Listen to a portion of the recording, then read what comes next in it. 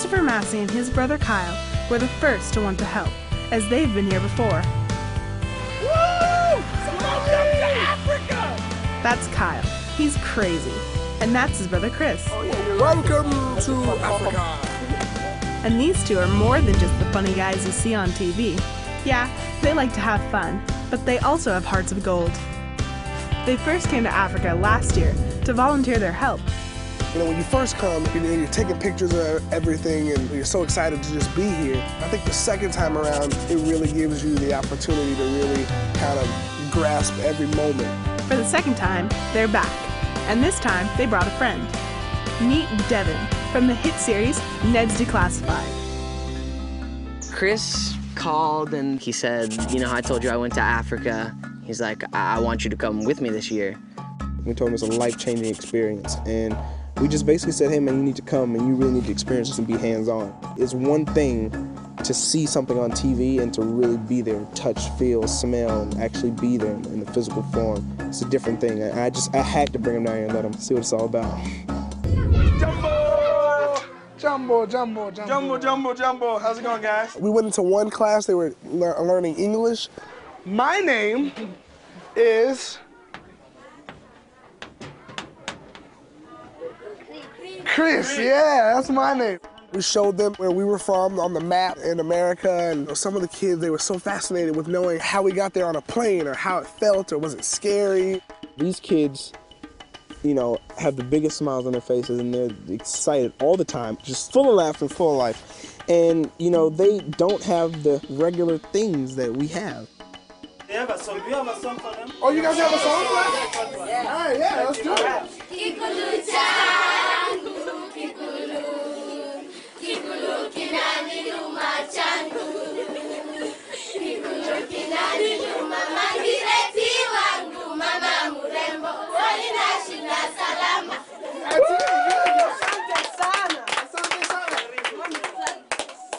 Thank you guys so much. The worst thing in the world is not knowing where your next meal is going to come from. The school that we went to provides a meal for them every single day. What happens is when you provide a meal for the children, they come to school. And when they come to school, they eat and they learn more. So it's like perfect for everyone.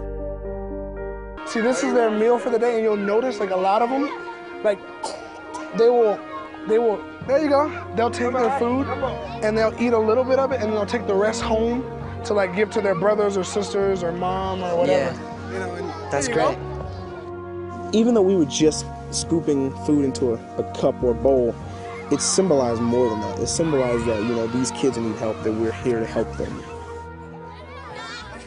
Gives me a new perspective on all the things that, you know, like we take for granted in our elementary schools, like a bathroom and meals and snacks and nap time and air conditioning. I mean, it's crazy. These kids cherish like little things, like bottles of water, plumbing, like anything. I pulled out like my phone, and a phone was such a huge deal to them. And those are little things that, you know, we take for granted. We don't think about a cell phone or a microwave or a refrigerator. I mean, I guess when you have less in life, it makes you feel more joy in just living. Then when you get these small gifts of material things, it's even more amazing. There's so many things we take for granted just because it's expected to have them. The one hope for one of these kids to get out of the slums is if they get a good education. When I grow up, I want to be a doctor. Because when I treat people, they will not ask me again. When we came and we experienced going to the slums and visiting the kids, it really changed our lives because these kids live this every single day. And we figured, okay, we should touch someone else, like really show, like, because a lot of people don't think that this is reality. Your first priority is food and water. Your second priority is safety and so on. So if you don't get food, then everything else is second. The government says you can't go to school unless you have a uniform. So the parents have to pay for a uniform. So she had 3 kids that didn't have uniforms, meaning they can't go to school.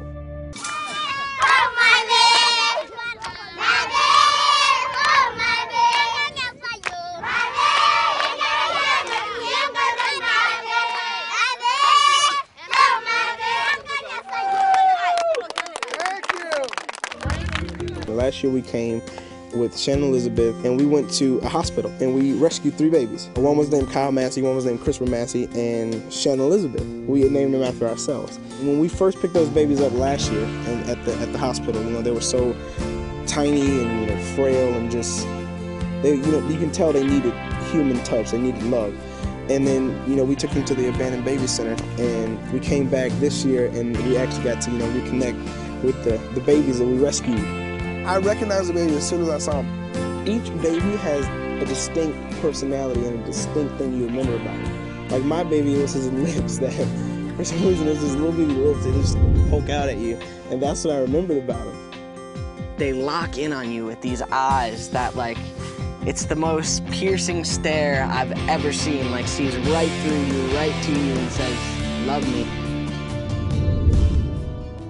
This is something that for the rest of his life or my life, he'll always wonder where that name came from, and I'll always know where it came from. So, it's a cool little connection. This time when we go back and we see the babies was just like an unforgettable moment where you hold, little Christopher Massey, and he's looking at you, and he's smiling. It was the best feeling in the world to know that the babies are big and healthy and they have smiles on their faces, and it was the best feeling in the world. Slowly but surely, people are going to start catching on. Because what people need to realize is that helping people is a good thing.